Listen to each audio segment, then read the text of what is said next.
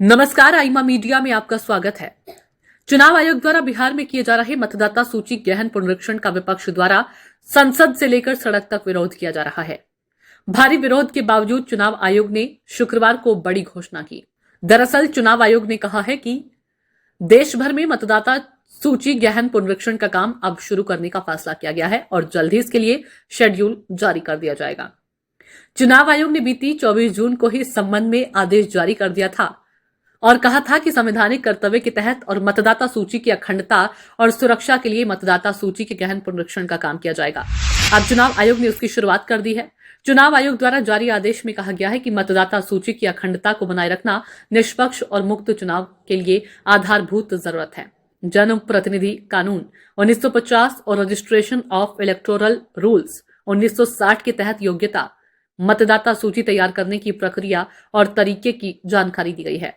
पिछले महीने 24 जून को निर्वाचन आयोग ने बिहार में विशेष मतदाता गहन पुनरीक्षण का निर्देश दिया था। ये 25 जून से 26 जुलाई 2025 के बीच होना है।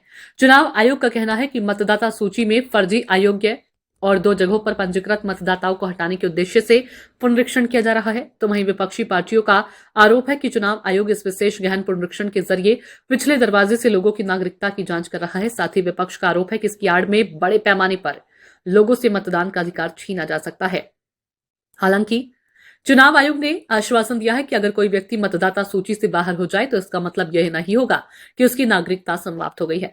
चुनाव आयोग ने यह भी कहा है कि कानून और संविधान के तहत उसे यह अधिकार प्राप्त है कि वह नागरिकता से जुड़े दस्तावेज मांग सके ताकि लोगों को मताधिकार मिल सके।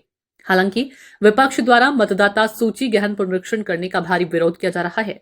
बिहार विधानसभा और संसद में इस मुद्दे पर हंगामा जारी है। विपक्ष के विरोध और आलोचना के बीच चुनाव आयोग ने कुछ सवाल उठाते हुए कहा कि भारत का संविधान भारतीय लोकतंत्र की मां है, तो क्या विरोध से डरकर चुनाव आयोग को कुछ लोगों के दबाव में भ्रमित हो जाना चाहिए और उन लोगों का रास्ता साफ कर देना चाहिए जो मृत मतदाताओं के नाम पर फर्जी मतदान करती हैं, जो मतदाता स्थायी तौर पर पलायन कर गए हैं, जो मतदाता फर्जी या विदेशी हैं? क्या उन्हें संविधान के खिलाफ जाकर पहले बिहार में और फिर पूरे देश में मतदान करने दें? दावा किया जा रहा है कि पुनरीक्षण में बिहार में कम से कम 56 लाख मतदाताओं के नाम कट सकते हैं। इसमें 20 लाख मतदाताओं का निधन हो चुका है। 28 लाख ऐसे मतदाताओं की पहचान की गई है जो अपने पंजीकृत पते से स्थायी रूप से पलायन कर गए हैं। तो वहीं 1 लाख मतदाता ऐसे हैं जिनका कुछ पता नहीं है। 7 लाख मतदाता एक से अधिक स्थान पर पंजीकृत पाए गए हैं। आईमा मीडिया को अगर आप YouTube पर देख रहे हैं तो सब्सक्राइब करें, फेसबुक या अन्य सोशल मीडिया प्लेटफॉर्म पर देख रहे हैं तो फॉलो करें। हमें कमेंट बॉक्स में अपने सुझाव अवश्य दीजिए। धन्यवाद।